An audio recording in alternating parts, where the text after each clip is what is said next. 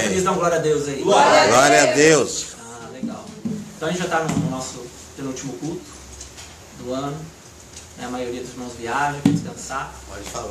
E o Senhor, Ele tem nos encarregado de algo muito diferente, né? Eu tenho dito. E o propósito, entre outros propósitos da nossa igreja, é levar as pessoas a caminharem no Espírito. Porque só quem nasce de novo tem essa condição.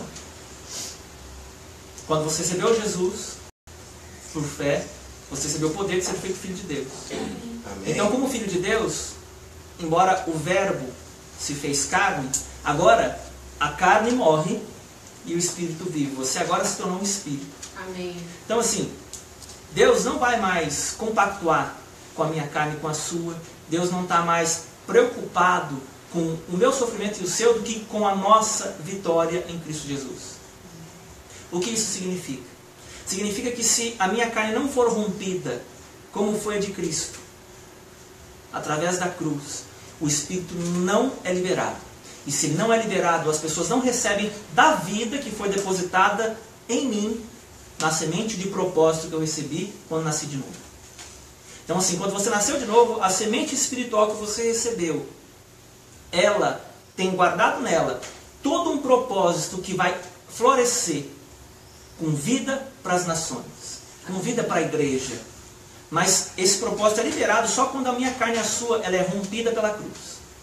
Quando a cruz penetra a ponto de rasgar a minha vontade, a sua, a ponto de a gente não mais se importar com as coisas que temos do que com quem nós somos em Cristo Jesus. Porque o que você tem, ele é ligado a quem você é.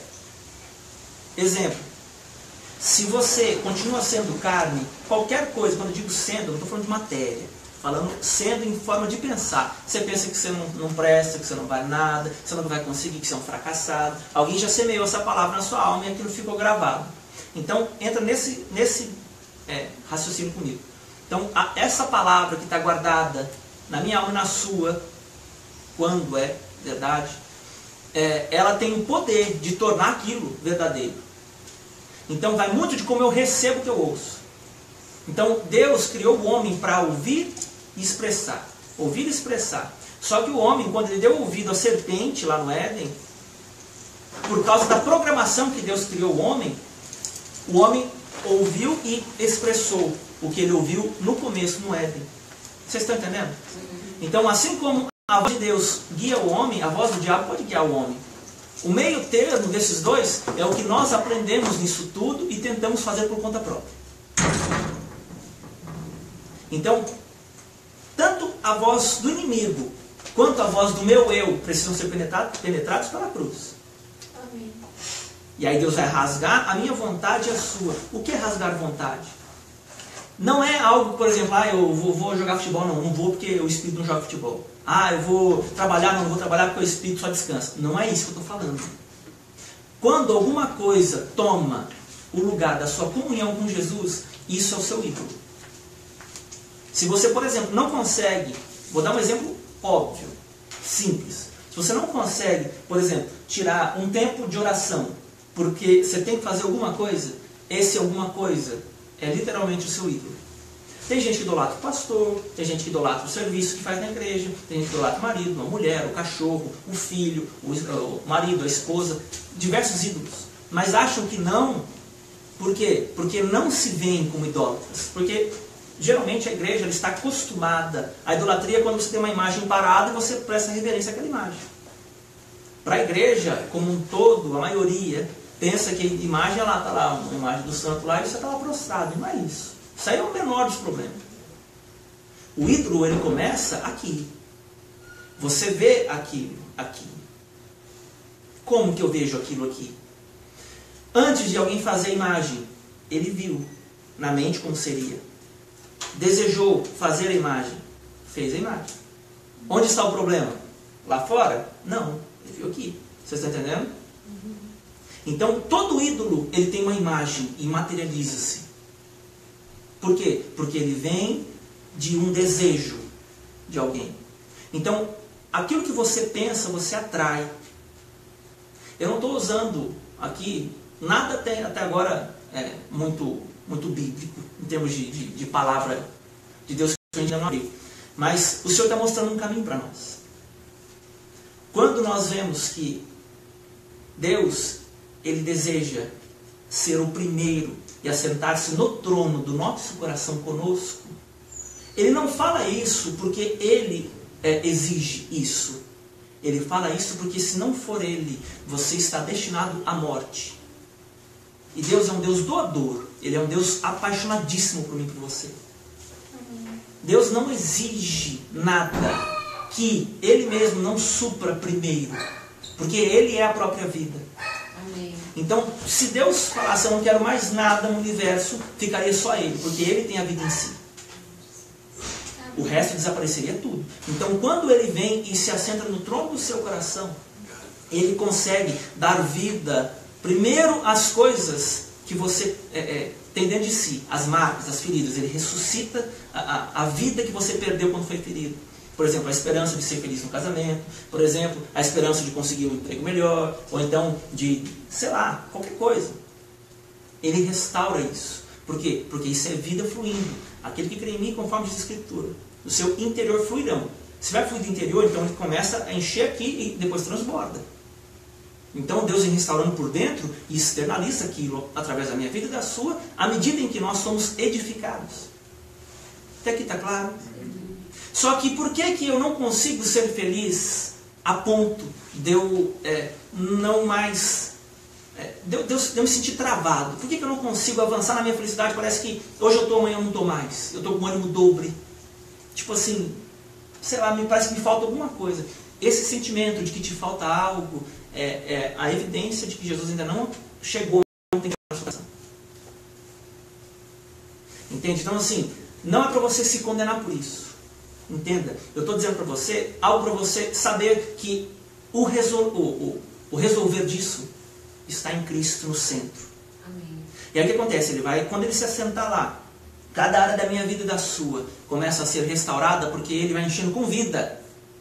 Ele vem embaixo da ferida, a palavra é colocada embaixo da ferida. Quando ele revela para você algo, a palavra é colocada embaixo da ferida, e essa palavra, ela jorra vida para cima.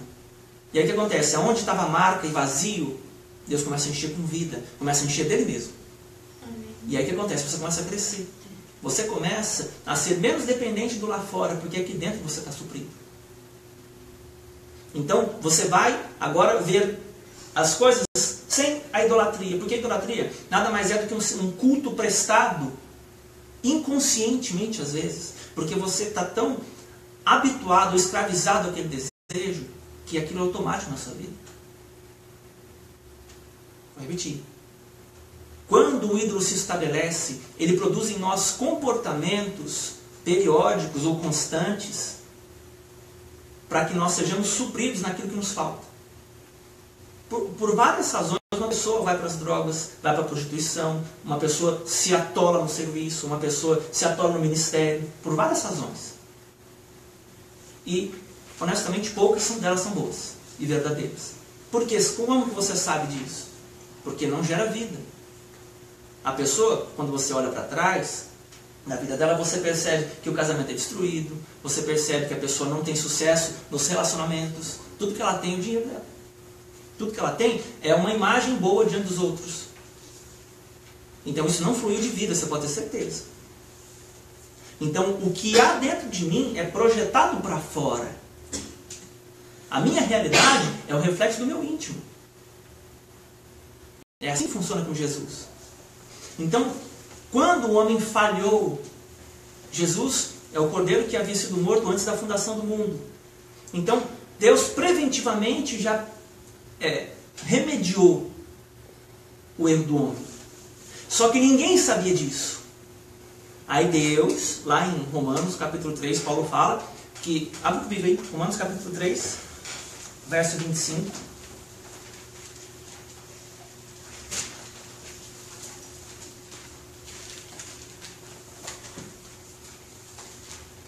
Por que vocês fecharam a porta?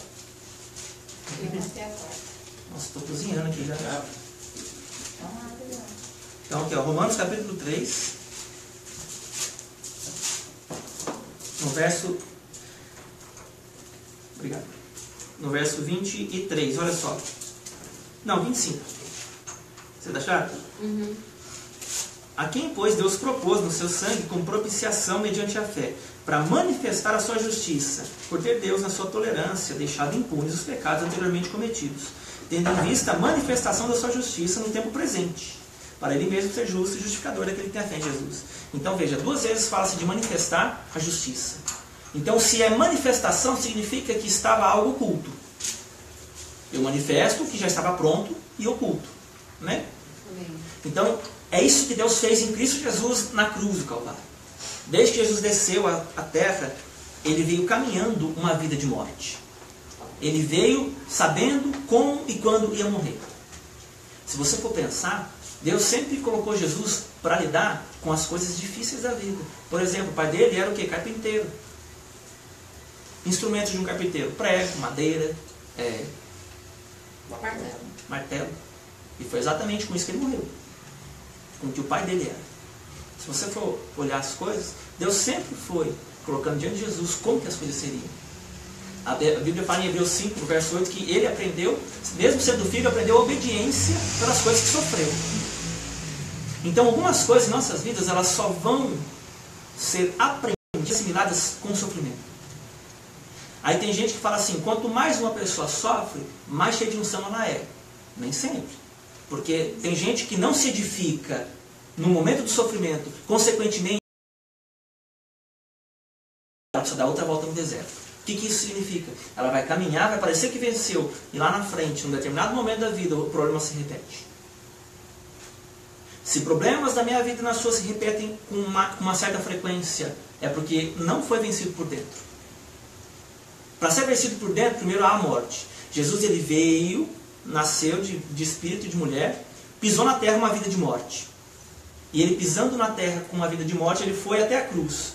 Filipenses 2, abre comigo aí. Filipenses capítulo 2, a partir do versículo 5 até 6. Logo depois de Efésios aí. Filipenses 2, versículo 6. Ó. Pois ele, Jesus Cristo, Cristo Jesus, subsistindo em forma de Deus, não julgou como usurpação ser igual a Deus. Antes, a si mesmo se esvaziou, assumindo a forma de servo, tornando-se em semelhança de homem, e reconhecido em figura humana, a si mesmo se humilhou, tornando-se obediente até a morte de cruz. Então veja, Jesus teve 2 níveis de morte no mínimo aqui. Primeiro, é a morte da alma. Ele obedeceu sabendo de todas as coisas que poderiam ser remediadas, mas que havia algo mais excelente pela obediência dele, que lhe custou um sofrimento, do que se ele resolvesse as coisas do jeito dele, do jeito natural em termos de mentalidade como homem. Vocês estão entendendo? Então, se Jesus pensasse somente como homem e quisesse fazer alguma coisa para que remediasse o sofrimento dele, nós não estaríamos aqui. Nós não teríamos a condição de ser salvos. Mas, por causa da obediência de Cristo, ele aprendeu a obediência das coisas que sofreu.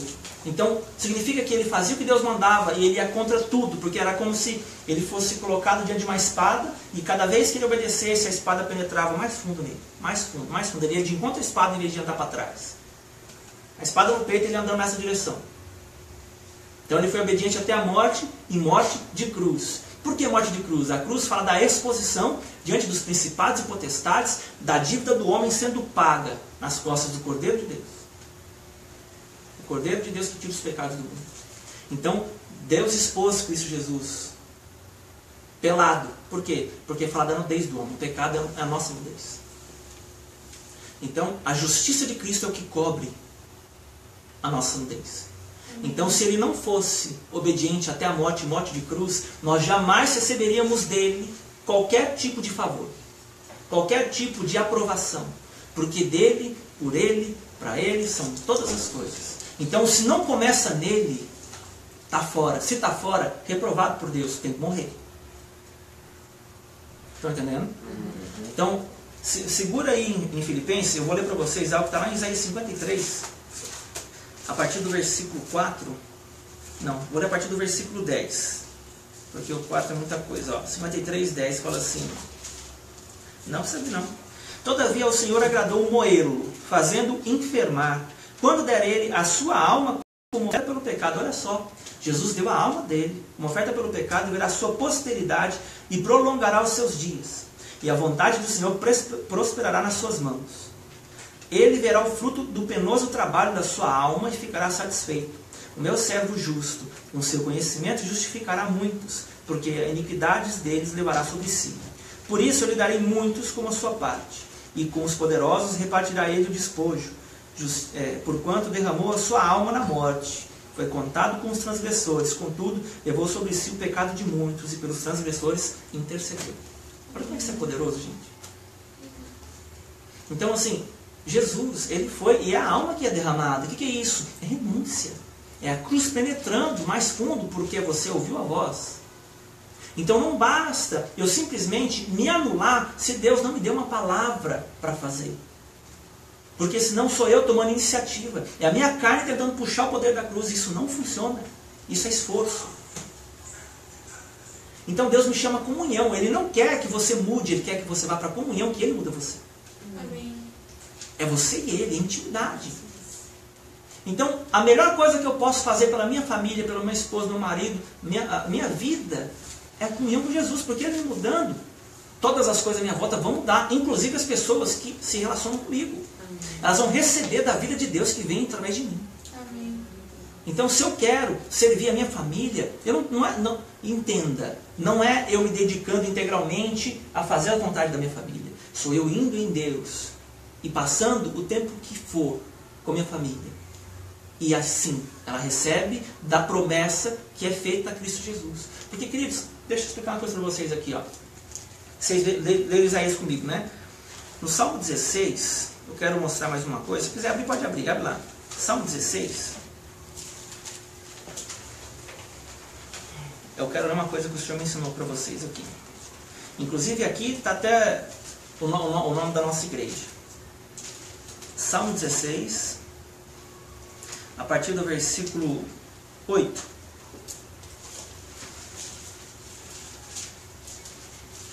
Pode achar? Diz assim, Salmo 16, 8. O Senhor, tenho sempre a minha presença, estando Ele à minha direita, não seria abalado. Alegra-se, pois, o meu coração e o meu espírito exulta. Até o meu corpo repousará seguro, pois não deixarás minha alma na morte, nem permitirás que o teu santo veja corrupção. Tu me farás ver os caminhos da vida, na tua presença a plenitude de alegria, e na tua destra delícias perpetuamente. Então, eu quero focar no verso 10. Pois não deixarás a minha alma na morte. Então, olha só. A carne, ela necessita da morte para que o espírito viva. Então, assim, é um substituto. Jesus, na cruz, ele foi a propiciação. O que é propiciação? É o sacrifício que sofre a ira de Deus e torna Deus favorável a nós. Então, a propiciação é um substituto. Então, tudo o que era nosso foi lançado sobre Cristo. E tudo que é dele foi lançado sobre nós.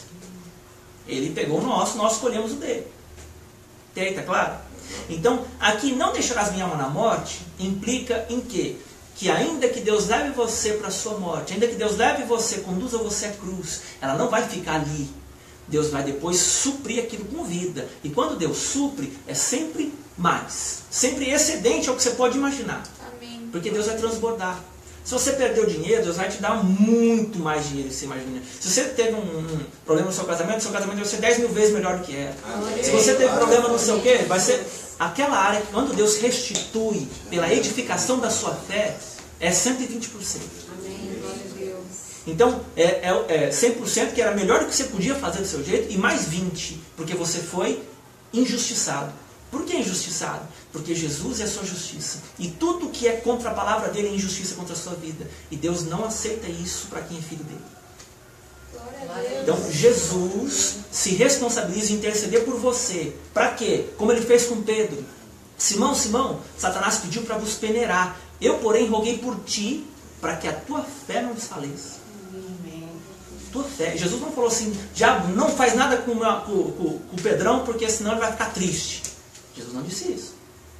Jesus não disse nada para impedir o diabo, mas rogou por Pedro, para que a tua fé não faleça.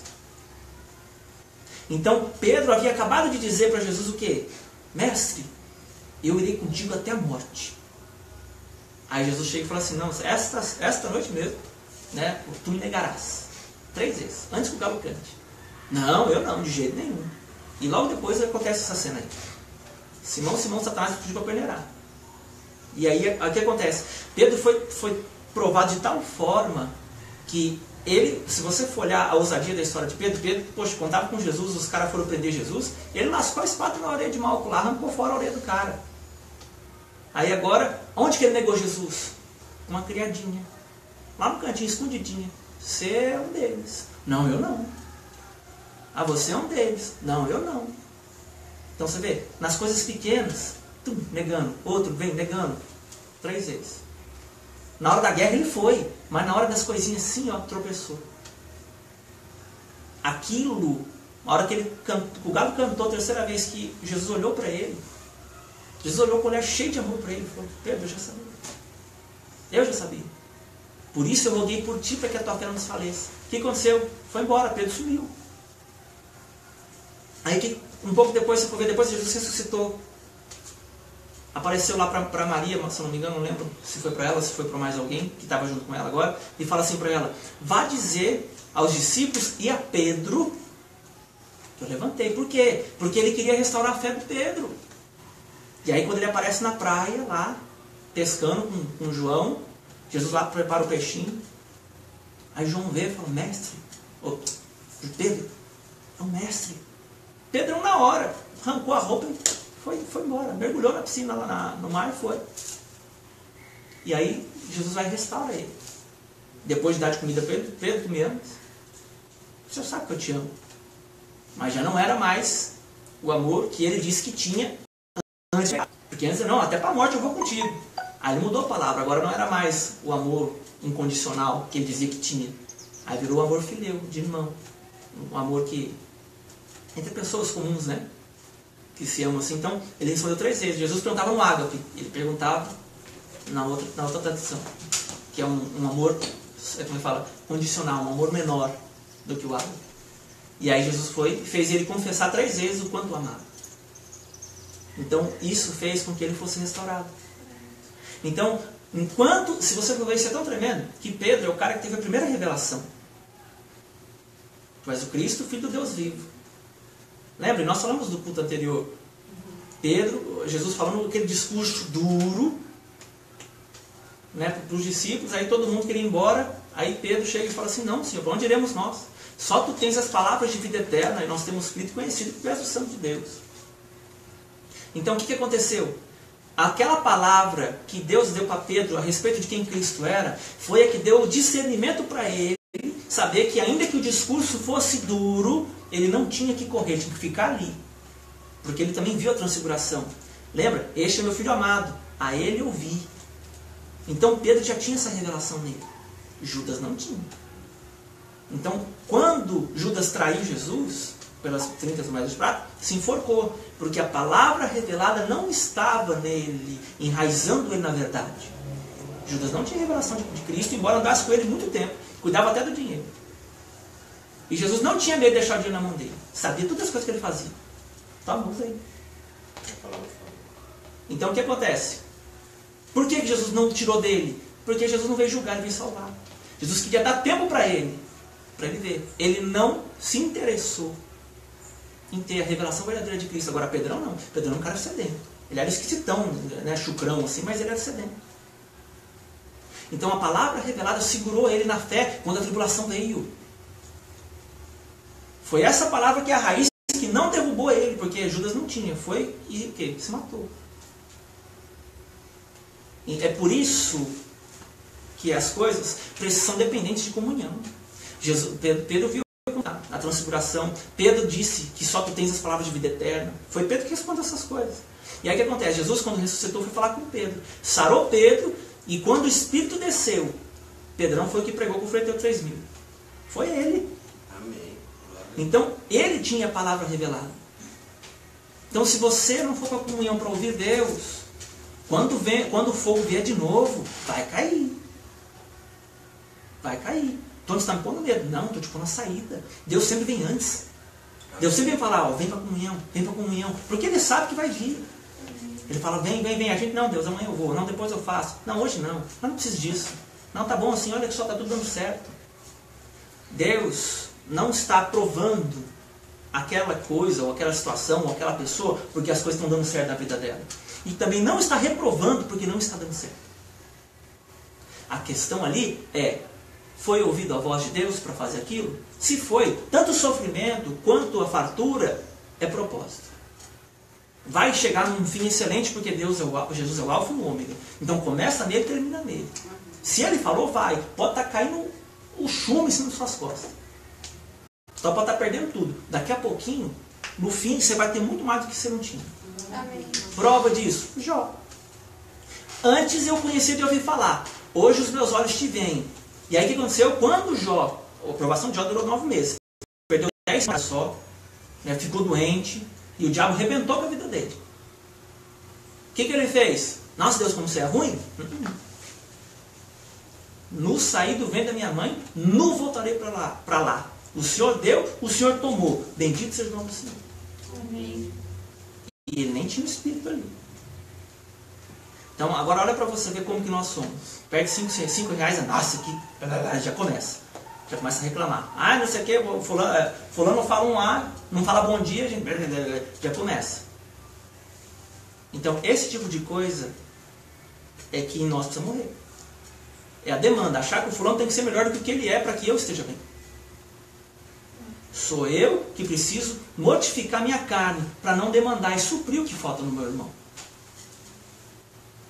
Ou então, não é quem crê em mim conforme diz a Escritura. É quem pensa do seu jeito, conforme diz a própria mente, do seu interior, dá uma pedrada de ferro vivo. Então, mas não é isso que está escrito. Ah, quem quer lançar o tijolo do irmão aqui? Já lá, levanta 50 aqui. Quem quer amar o irmão que fez isso e isso? Não, deixa para lá. Né? Então, queridos, a questão aí é que a nossa carne ela é muito mais propensa, ela é totalmente propensa para o ódio. E a linha entre o amor e o ódio é finíssima. Você pode ver que os casais que mais se amaram, o ódio é logo ali. Se alguma coisa acontece que rompe a confiança, é ódio. É uma coisa só, destrói tudo. É assim, ó, a linha é fina. A palavra de Deus vai separa aqui, alma e espírito. Aí você vai saber, isso aqui é a sua carne desejando, isso aqui é o que você é para se expressar. Aí agora você edifica isso ou você nutre isso? Como que você edifica? Orando em línguas, meditando na palavra. Como que você destrói? Faz o que você tem vontade. Aí o diabo vai lá, faz mesmo. Ele fica lá pondo o dedo no botão, lá, faz. Até você ir. E às vezes nem precisa apertar tanto. Ele ameaçou, você já foi. Querido, a carne nossa, ela o diabo chega perto e já sente, é agora que eu matou. E Deus não é amigo da minha carne nem da sua. Deus é Pai do Espírito, dos nossos espíritos. Lá em Hebreus fala isso, Hebreus 13. Então, aonde Deus quer chegar conosco? Ele chama a igreja para comunhão, para comunhão. Como que nós vamos ter filho se a gente não tem relacionamento com o noivo? Como que vão nascer pessoas de novo aqui se não há comunhão da igreja com o noivo? Então, o papel do sacerdote é levar os outros a Cristo. E você e eu somos reis e sacerdotes. Mas ninguém reina sem um sacerdócio sadio. Então, lembrando, rei é o quê? É aquele que governa a si mesmo. Por quê? Porque você é a fonte da sua vida. Cristo habita em você e deu para você a responsabilidade de ter comunhão e, através disso, vocês governarem juntos. Como que você governa junto com Cristo? Mediante a verdade dele, pensando como ele pensa. Então, quando Paulo fala, rogo-vos, pois, irmãos, por misericórdia de Deus, que apresentei o vosso corpo como sacrifício vivo, santo e agradável a Deus, que é o vosso culto racional. Não vos conformeis com este século, mas transformai-vos pela renovação da vossa mente, para que você abra a boca perfeita e agradar a vontade de Deus. Ele está dizendo que precisa haver um alinhamento entre céus e terra. A terra, num primeiro momento, é a imagem da sua alma. É o que Deus pensa entendido para você. Porque quando é um alinhamento, Deus desce e passa. Deus desce e passa. Agora, vamos supor que precisa descer água lá de cima do céu para você. Você está aqui, aqui e assim. Aí a água desce, fazer a curva e fazer assim, até chegar e sair pelo lugar Muitas vezes está até tapado a saída. Então o alinhamento desobstrui. Amém. O alinhamento é a minha fé edificada para compreender Deus. Porque o que é fé, queridos? Não é só eu acreditar em Deus. A gente fala isso com frequência. A fé é a sua nova natureza. A fé, ela é exatamente, como é que fala? A convicção que você tem de que o invisível é real na sua vida. Por quê? Porque Deus disse. Fé é o firme fundamento das coisas que se esperam e convicção de fatos que não se veem. Se eu estou vendo, não é fé. Então existe uma realidade superior que concorda com a minha nova natureza. Essa é a fé. Como assim, Antônio? Então não estou entendendo. Efésios 1:3. Bendito seja o Deus e Pai de nosso Senhor e Salvador Jesus Cristo, que nos tem abençoado com toda a sorte de bênção espiritual nos lugares celestiais. Você está vendo os lugares celestiais aqui? Não, então não está aqui. Está lá. Então a sua mente precisa ser elevada espiritualmente aonde está. E está onde? Em Cristo Jesus. Cristo está onde? Ele se revela para nós aqui. Então sem essa palavra, não tem nenhuma condição de eu esperar o melhor de Deus aí fora. Então entenda, o melhor de Deus é Cristo Jesus em nós. Paulo disse, Cristo em vós, a esperança da glória. Lembra disso? Abre comigo lá então. Não, deixa eu segurar mais um pouco. Verso 8 de Salmo 16. O Senhor tenho sempre a minha presença, estando Ele à minha direita, não serei abalado. Verso 9. Alegra-se, pois, o meu coração e meu espírito exulta. Até o meu corpo repousará seguro. Agora aqui que eu estava, no 10. Pois não deixarás minha alma na morte, nem permitirás que o teu santo veja corrupção. O santo aí está com letra maiúscula ou minúscula para vocês? Na Bíblia. Minúscula. Hã? Minúscula. Minúscula? Alguém tem letra maiúscula? No verso 16, capítulo 16 de Salmos, Verso 10. versículo 10. A letra maiúscula ou minúscula de vocês? Veja aí, por favor. Porque aí ele fala assim... na minha está a letra maiúscula. E eu? Minúscula. Minúscula. Está maiúsculo? No meu está maiúsculo. O meu também está maiúsculo. Então assim, eu vou falar a título da letra maiúscula para vocês entenderem. Aqui, olha o começo do Salmo. Guarda, meu Deus, porque em ti me refugio. Digo ao Senhor, tu és meu Senhor. Outro bem não possuo, senão somente a ti. Quanto aos santos que há na terra, são eles os notáveis, nos quais tenho todo o meu prazer. Muitas serão as penas dos que trocam o Senhor por outros deuses. Não oferecerei as suas libações de sangue. E os meus lábios não pronunciarão seu nome. O Senhor é a porção da minha herança e o meu cálice. Tu és o arrimo da minha sorte. Caem minhas divisas em lugares amenos, e é muito linda a minha herança. Bendigo o Senhor, que me aconselha, pois durante a noite o meu coração me ensina. O Senhor tenho sempre a minha presença. Estando Ele à minha direita, não serei abalado. Alegra-se, pois, o meu coração, e o meu espírito exulta. Até o meu corpo repousará seguro. Pois não deixarás minha alma na morte, nem permitirás que o teu santo veja corrupção. Tu me ensinarás as veredas da vida, pois na tua presença há plenitude de alegria, e na tua destra delícias perpetuamente. Então você vê que ele fala de refúgio, fala de herança. Cristo Jesus é para nós o esconderijo do Altíssimo. Amém. E aquele que habita no esconderijo do Altíssimo, a sombra do Onipotente, descansará. Então veja que o esconderijo do Altíssimo e o descanso de Deus são relacionados à mesma pessoa. Aquele que habita no esconderijo do Altíssimo. A sombra do Onipotente descansará. O que Jesus espera de nós? Nós adentremos em seu descanso. Hebreus 4, verso 11. Esforcemos, pois, para adentrarmos no descanso. E só não entra, como fala em Hebreus 3, por causa da incredulidade. Se hoje ouvides a tua voz, não endureçais o vosso coração. Lembra disso? Lá em Hebreus 3 fala isso. Então, a questão é endurecer o coração quanto ao que Deus diz. Deus me chama para a comunhão, eu preciso ser renovado, e quando eu digo renovado, eu falo através da minha fé.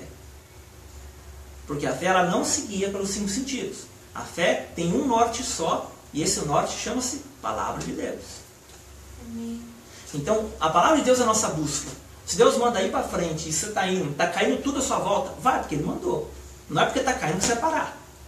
E a Palavra tem o poder de te sustentar em pé durante o percurso. Por isso que ela é importante. Então lembra, em Hebreus 1,3 fala assim que Jesus, ele criou, né, no verso 2 fala o universo inteiro, e sustenta todas as coisas pela palavra do seu poder. Quando Deus te dá a palavra, Ele vai te sustentar. até lá e sustentar o que precisa ser feito. Então, o que você faz mediante a palavra de Deus dura para sempre. Amém. Então, agora, quando você faz tudo na sua carne, quando você não faz de ouvir Deus, é carne pura. Não abençoa a igreja. Talvez você esteja sendo uma vontade minha ou sua. Não sei, porque talvez o pastor falou, faz isso aqui. Então, tudo que não sai do meu espírito, não gera vida. Porque o Senhor fala que nós nos servimos no espírito. Então, se não é o meu espírito que faz, como que eu faço no meu espírito? Edificando minha fé. Vai fluir de mim. Então, assim, se eu estou aqui hoje, quem está servindo vocês não é o Tony. É o Espírito de Deus que habita em mim e a palavra que o Senhor dá, que alimenta vocês. Eu só estou aqui deixando passar. É só isso. Porque o que Deus fez em mim, Deus faz em vocês. Se Deus não fez nada em mim, vocês não estão perdendo tempo aqui. Então, a questão é que Deus efetua em nós o querer e o realizar. Em nós. Ele efetua em. Em aqui. Aqui. Não é lá. O querer e o realizar. Então ele efetua aqui e a vontade daqui sai. Eu vou querer e ele faz. E quando eu digo querer e ele faz, porque ele faz eu desejar o que ele quer. Ele tem poder para isso. Ele muda a sua vontade pela medida que você o conhece. Você vai se apaixonar por ele de tal forma que você não vai negar para ele mais as coisas. Esses dias o Senhor falou comigo assim, eu estava lá na cozinha, né, geralmente eu almoço, tem um funcionário nosso lá, que lava a louça. Ele chega depois e ele lava a louça.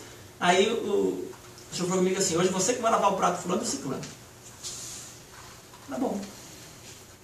A hora que eu fui, peguei o prato para lavar, a pessoa terminou. Aí uma pessoa falou para mim assim, você vai mesmo fazer isso? Eu vou, por quê? Sabe, eu vi que aquilo mexeu com ela.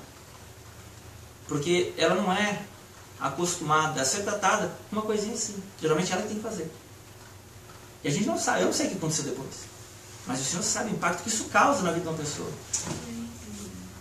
Sabe, então, Deus não vai pedir para vocês assim, sobe no Everest 3 vezes correndo em 1 hora. Não vai falar um pedido desse para você.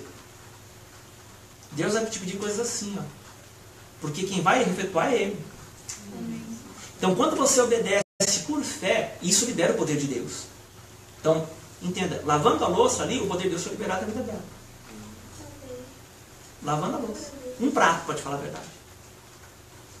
Então, às vezes, a gente não vai fazer com fulano, não. Fulano não está merecendo, não. Carne, isso é o bife. Já sabe. Sabe o que tem que fazer aqui, ó? Passa a espada nele lá. Mata essa carne suja aí, irmão. Porque, ó, fatia. Impulsa o sermão da cadeira. Falei, acorda, irmão. Vamos, gente. Acorda, irmão. Dá uma glória a Deus aí. Derruba o sermão da cadeira e fala, bom, meu filho. Vamos lá, gente. Que é isso? Um pouco, né? Pelo menos aqui não tem ninguém com cara de não. Né? Que a gente faz cara feia assim. Quando você fala, que a gente vem com cara de não, que é todo dia, cara feia. Você já olha para ele e já sabe que é não. Qualquer coisa lá para ele já sabe que é não precisa nem falar. Enfim, só para descontrair aqui, vamos voltar para a palavra. Ó. Já fatia o bife. Pega a espada que Deus te deu aí, ó, fatia esse bife aí. Não deixa os outros ficar mordendo não, porque faz mal. Então, ó, agora nós estamos aqui, volta comigo aqui para Hebreus. Nós vamos fechar. Hebreus, lá no finalzinho.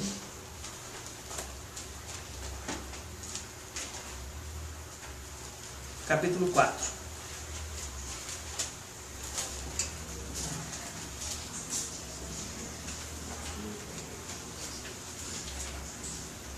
Então, Cris, o que está acontecendo agora?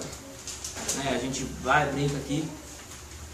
O Senhor quer nos levar a um lugar onde Ele vai gerar dentro de nós. Porque as coisas estão sendo desconstruídas. Nós somos programados pelo sistema, nós somos programados pelas influências da família, pelas nossas próprias experiências, pelos livros que nós lemos, pelos pregadores que nós ouvimos. Tudo isso forma em nós o que nós somos. Então eu acredito que até certo ponto nós somos produtos do mundo. Isso tem a sua parcela de verdade. Porém, agora, maior é o que está em nós do que aquele que está no mundo. Então eu não posso me conservar ou me conformar ainda à imagem do mundo, sendo que eu tenho algo em mim muito mais poderoso do que a influência mundana. Amém. Então, eu preciso edificar a minha fé. O meu papel aqui é edificar a minha fé. Só isso. Deus vai me guiar no resto. Enquanto Deus não falar, você não tem nenhuma responsabilidade com as coisas de Deus. Nossa, você está louco, Tony? Não. Estou dizendo para você o que é verdade. Porque quando você e eu nascemos de novo, para Deus só conta a nossa obediência quando há uma palavra. Se não há, foram dias perdidos, vividos na terra. Porque tudo que Deus faz dura eternamente. Lembra? Lá em Eclesiastes capítulo 3, a partir do verso 15, não precisa abrir não, fiquem hebreus aí. Eu quero só mostrar para vocês uma coisa que o Senhor está falando. Eclesiastes capítulo 3, verso 15. Mas cadê? O Eclesiastes estava aqui hoje. Mas gente, quem tirou daqui? Está aqui, eu achei ele. Capítulo 3, verso 15. Tudo que é, já foi. Tudo que há de ser também já foi. E o Senhor fará renovar-se o que se passou. Mas não era esse verso. 14. Aqui, ó, verso 14 de Eclesiastes 3. Sei que tudo quanto Deus faz durará eternamente. Nada se lhe pode acrescentar e nem nada tirar. E isso faz Deus para que os homens temam diante dele. Então, quando eu não faço algo mediante uma palavra de Deus, é tempo perdido. Porque não vai durar eternamente. Tudo que Deus faz durará eternamente. Então, se Deus efetua em nós o querer e o realizar, se Ele não efetua em mim, não é eterno. Se não é eterno, é perda de tempo. É carne, é bife. Entendeu? Então, a comunhão, queridos, é a coisa mais importante que nós temos para que Ele nos ensine as veredas da vida. Lembra? Não deixarás que minha alma na morte, né? Salmo 16, verso 10. Não deixarás minha alma na morte, nem o teu santo veja corrupção. O teu santo fala de Cristo Jesus, mas você hoje está em Cristo Jesus. Quando Deus olha para você, Ele vê a mesma justiça. Ele vê a mesma dádiva. Então, Ele não faz diferença entre você e Cristo em termos de justiça. Você é igualzinho a Jesus. Então, se Deus não tem impedimento nenhum para te abençoar, senão a sua incredulidade. Só. Então, a minha mente precisa se renovar. Para que eu deixe de pensar como o mundo pensa e ser influenciado pelas coisas do mundo e passe a ser influenciado pelas coisas celestiais, que vêm do meu papai e do seu. É as coisas de lá que precisam me influenciar, as daqui não. Porque maior é que está em nós. Então, eu vou ser influência a partir de receber a influência dele, do Espírito de Deus. Amém, Deus? Então é isso que o Senhor nos quer levar. Então, outra coisa que eu queria falar antes de entrar em Hebreus 4 é que não deixarás minha alma na morte, nem permitirás que o teu santo veja corrupção. Quando o Senhor falava isso para mim, no tempo que eu meditei, Ele falou que todas as promessas que Deus não negaria para Cristo Jesus, Ele não nega para mim e para você. Então, todas as promessas que são remetidas a Ele, à medida em que você edifica a sua fé, elas são esclarecidas para você no seu entendimento. E cada promessa esclarecida é posse tua. Amém. Então, assim, se você já entende que você é curado, como eu disse aqui, o testemunho, você não tem que se preocupar com nada. Você pode ficar doente, mas não vai permanecer. A doença vai chegar como um ataque, mas vai sair como se fosse assim, ó. Amém. Amém. Esta é a herança do Senhor para os seus filhos. Por quê? Porque é Jesus que está em xeque ali. Ele pagou por isso. Cada ferida dele era uma cura para você e para mim. Ele pagou. Então, o que me impede de receber isso é eu desacreditar dessa verdade. Então, o diabo faz o quê? Ele rouba a palavra. Então, por que o maior medo dele, do diabo, é que você tenha isso como verdade na sua vida? Porque ele não pode fazer nada contra a palavra de Deus. Contra a minha palavra e a sua ele pode, contra a minha incredulidade e a sua ele pode, mas contra a palavra de Deus ele não pode. Então, o que ele tem que fazer? Você sai de um culto desse, ele roubou a palavra. Roubou da palavra, ele roubou a fonte da sua nutrição. Acabou. Aí daqui a pouco você está preocupado com a ausência disso, com a ausência daquilo, quando você já é suprido em tudo. Amém. Glória a Deus. Então, a oração em línguas ela vai blindar a sua mente. Ela vai guardar o seu coração no amor de Deus. O que é o amor de Deus? É Cristo Jesus que te comprou e fez tudo em seu favor. E agora você precisa entender. É como um filho sendo ensinado pelo pai. Quando você nasceu de novo, a sua semente ela não tem nada programado nela. Nada. É por isso que nada que é feito quando você nasce de novo tem eficiência no reino de Deus em termos de eternidade. Agora Deus te dá uma instrução, você faz. Deus te dá outra, você faz. Aquilo está trazendo para você a realidade do céu. Porque ainda que você nasça de novo e faça algo para Deus, você faz segundo a sua mente. O que você acha que deve ser feito, o que o pastor disse. E o pastor, nem é nada que volta, é guia para mim e para você. Para que Deus receba aquilo. Vocês estão entendendo? Vou repetir. A voz de Deus é o único norte que nós temos. para que dure eternamente. Tudo que Deus faz durará eternamente. Onde Deus começa a construção? Em mim. Depois atravessa. Se Deus não constrói em mim, o que eu faço é perda de tempo. Por quê? Porque não vem de uma mente renovada, vem de uma mente instruída. É diferente. Eu posso pegar as realidades espirituais aí, tá cheio de religião aí, que pegam algo que Deus revelou para um cara. Aí vem entrar uma mulher, que quer que seja, fala para você o que o cara aprendeu. Isso aí é instrução. Ainda que em algum momento da sua vida, você fala, nossa, fulano já sabia disso. Deus revelou para ele, então era verdade na vida dele. O resto é a carne tentando espiritualizar uma coisa que ela não recebeu. Então é de mente renovada para mente renovada, de espírito para espírito que funciona a igreja orgânica. Amém? Amém. Então, se você não edificar o seu espírito, a sua fé, a igreja não recebe. Você pode fazer o que você quiser. Pode abrir aí 10 mil igrejas, pode ser o melhor tocador do mundo, o maior pregador do mundo, o que for. Se você não tem a mente renovada, você perdeu o seu tempo aqui. Quando Jesus vier provar na eternidade, o galardão vai queimar tudo. Então está cheio de gente aí que não vai ganhar nada. E se esforçou até, entregou até a última gota do esforço dele. Vai perder tudo no dia do juízo. Porque não teve a comunhão necessária para a instrução. Então o Senhor está levantando uma geração que é uma geração de João Batista, não é nem de Elias. Ela vem no espírito de Elias. Que é o quê? É converter a igreja. Deus está trazendo a igreja para a comunhão agora, não mais para si mesma. A igreja tem concentrado as pessoas nelas. E agora Deus chama para ele. Sou eu que sou o pai. Eu que sou o marido. Sou eu que vou gerar o filho em você. Então Deus está chamando. Vem, vem, vem. E vem. As pessoas vêm. Porque está cheio de homem de Deus levantado aí, escondido. Que Deus está fazendo aí. Amém. Sabe, para fazer coisas. E vocês são chamados para serem assim. Amém. Ninguém está aqui para ficar esquentando sofá nem cadeira. Então vai para a comunhão porque Deus conta com a sua vida. Se você não for, a igreja vai ficar sem receber algo que é só você que pode trazer. Pode ser o cara que ora 300 horas por dia e nem tem 300 horas. Ele ora. Deus não vai revelar o que ele tinha que revelar para o Leandro para mim. Por exemplo, se eu ficar assim. Porque Deus fala, não, isso aqui é para o Leandro. Se ele não vier, ninguém tem. Com Deus é assim. Então Deus é um Deus de privilégios indivíduos. Fala, vai buscar. Amém.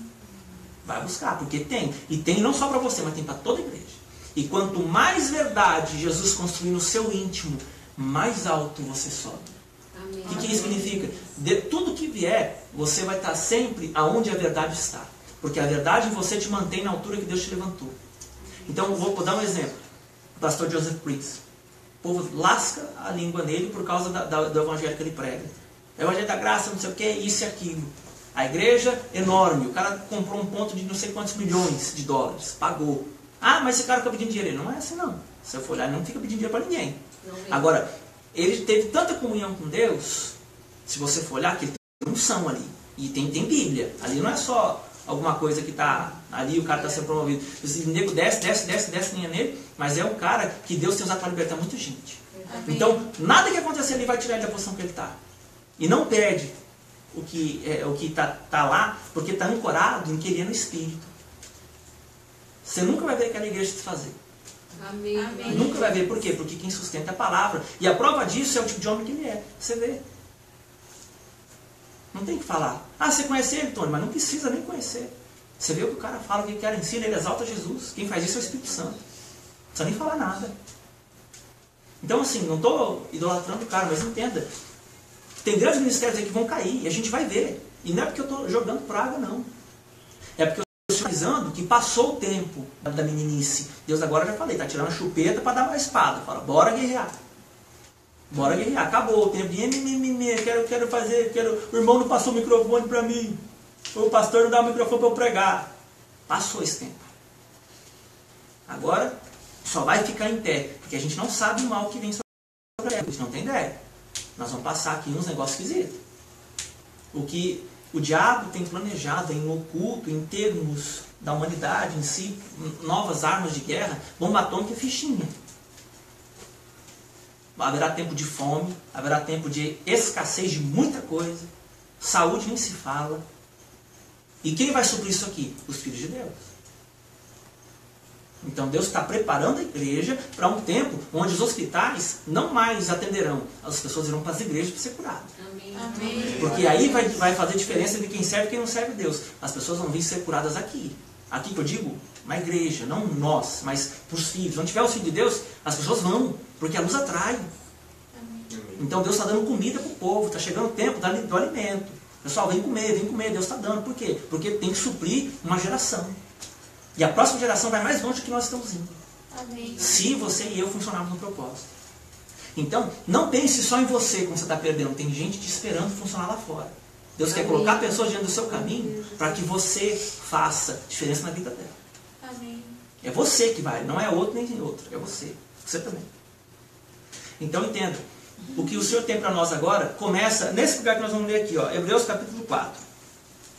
Amém? Estão aí? Sim. Olha só.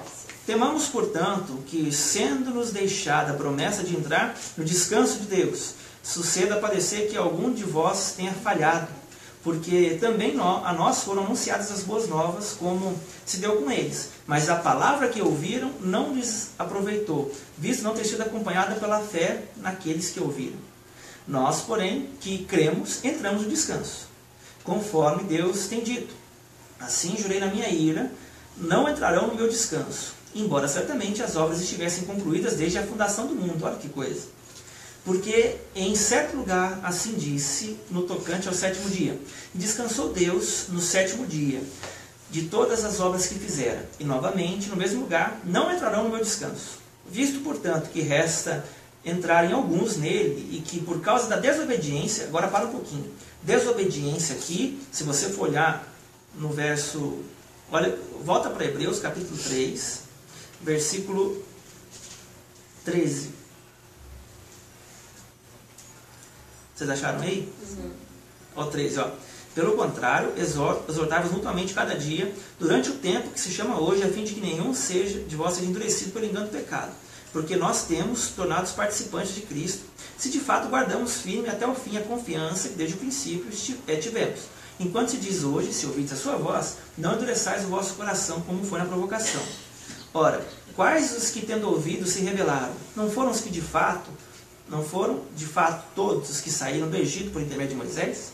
E contra quem se indignou por 40 anos? Não foi contra os que pecaram, cujos cadáveres caíram no deserto? E contra quem jurou que não entrariam no seu descanso, senão contra os que foram desobedientes? Então, olha só, desobediência é o que vem depois? Vimos, pois, que não puderam entrar por causa da incredulidade. Então, desobediência no Novo Testamento é incredulidade. Não é você não matarás, não sei que lá, etc. Não é isso. Não é nada disso. Não é, virás ao culto todos os dias, darás o seu dízimo. Não tem nada a ver. A questão aqui é que tudo o que eu faço segundo a minha carne produz o quê? Morte. Então, se eu pego a lei de Deus e eu tento fazer o meu esforço, carne. Ah, mas está escrito. Sim, mas a obediência é por fé. Se Deus não falou, a justiça que você tem, ela não te instruiu. Você está sendo instruído na sua própria. Justiça própria. A justiça de Deus, ela funciona mediante a fé. Deus fala com você, a justiça que há em você te respalda naquele comportamento. Se não é a voz de Deus que te guia, é só a palavra escrita, você tem o quê? Justiça própria tentando ser melhor que Jesus foi. Você está dando crédito ao que você leu, aprendeu e está fazendo. E não o que Deus te disse. Vocês estão ouvindo? Estão entendendo? Sim. Quer que eu repita? Repete. A palavra de Deus, escrita, a letra, ela faz o quê? Ela é o meio pelo qual nós temos revelação de Jesus Cristo. Meio. Ela não é Jesus. Isso aqui não é Jesus. Jesus não é uma Bíblia. Jesus é uma pessoa. Então tem gente que coloca Jesus debaixo do braço, né, no conselho dele, e fala, estou indo para a igreja com Jesus, olha aqui. Ó. Não, isso aqui não é Jesus. Isso aqui é a palavra de Deus. Então Jesus é uma pessoa que você se relaciona, você conversa com ele. Você tem intimidade. Então, Jesus, ele é responsável por orientar você como o Espírito que ele derramou sobre a sua vida vivifica essa palavra no seu coração. Então, ele fala com você, essa palavra encontra na justiça que você tem poder de manifestar-se. Então, Deus manda, eu vou citar o mesmo exemplo de novo, fale com seus problemas. Aí, se você está com uma adversidade na sua vida, você chega e dá uma ordem a ela. A adversidade é dentro que você mude em nome de Jesus. O que quer que seja. Uma hora ela vai ceder. Mas isso precisa vir de uma instrução do Espírito na sua vida. Então, num primeiro momento, para que serve a confissão da palavra? Para mudar a sua mente. A fé vem pelo ouvir. E ouvir a palavra de Deus. Então, Deus, conforme você for falar, se você está passando um problema financeiro, confesse que você é o quê? Rico. Obrigado pelo suprimento de Jesus. Em vez de reclamar, não estou tendo, Deus, obrigado, porque o Senhor é o meu suprimento. Não é a circunstância, não é o gerente do banco, não é o irmão que tem, não é o parente próximo, não é ninguém. Jesus é o suprimento. Então você confessa o quê? O que você acredita. A boca fala que o coração está cheio. Jesus fala que nós somos conhecidos pelo que falamos. Então, se a pessoa confessa muita coisa, não adianta ela dizer que ela é outra coisa. Ela é o que ela diz. Então, mas entenda, num sentido, no outro é o quê? O Espírito ainda não foi manifesto para a mente dela. Por isso que a confissão da verdade é necessária. Confessa a palavra de Deus. Jesus morreu para que você fosse pobre. Quando eu digo pobre, eu não estou falando só de dinheiro. Estou falando de alma. Assim como o versículo fala assim: e o Senhor Jesus, sendo rico, se fez pobre, para que pela sua pobreza fôssemos enriquecidos. Mas o enriquecidos não é só financeiramente, não. É enriquecidos na alma. O que significa? Você não é mais carente de sentimento nenhum. Você não é mais uma pessoa desqualificada sobre quem você é. Então entenda, é tudo da sua vida. É na alma, é na finança, é na saúde, é no relacionamento, é onde for. Você é suprido em tudo, de modo que lá fora já não determina mais nada na sua vida. Então, o enriquecido em tudo. A gente que tem a mente pequena, assim, que é acostumado com as coisas, acha que riqueza é isso aqui, prosperidade é isso aqui, e é muito mais. Tem gente que é tão rico, tão pobre, tão pobre que só tem dinheiro. Quem já ouviu isso? Então, não é essa a ideia.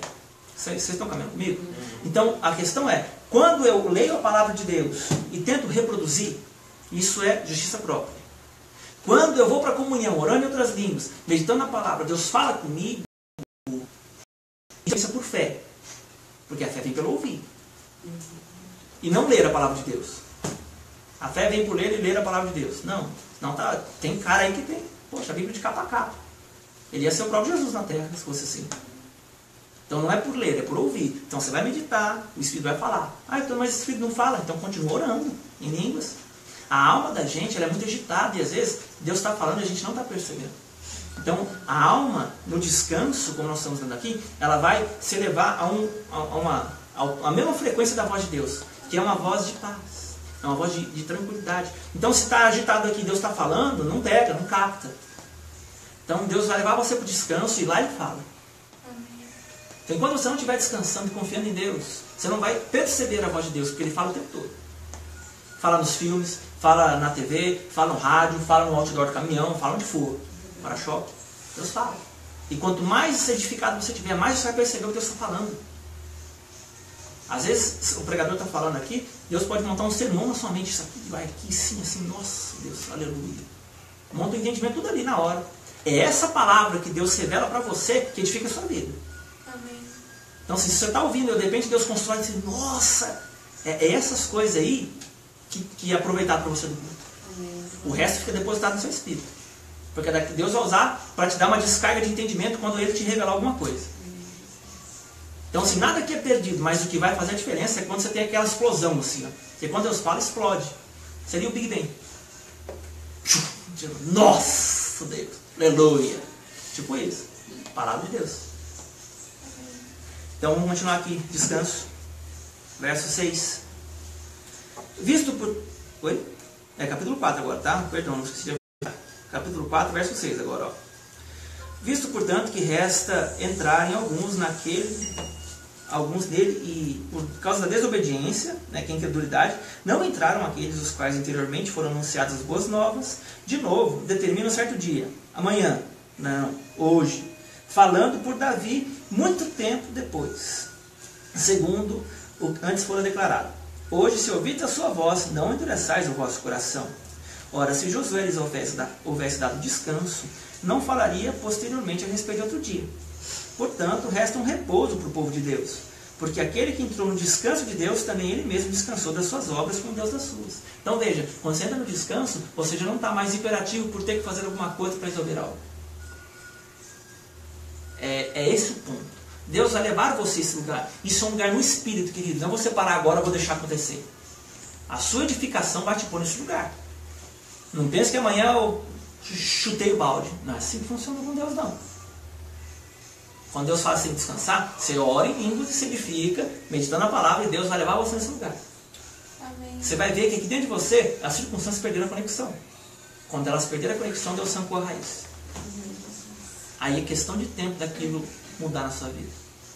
Enquanto a raiz ainda está aqui, enquanto ele incomoda, Deus ainda não arrancou, falta comunhão. Estou triste. Não, tá não, irmão, você está feliz, mas não sabe. Você é feliz, sempre foi. Amém. Desde que você nasceu de novo, você é feliz. Amém. Glória a Deus. Então, entenda, essa é a saída para a sua vida e para a minha.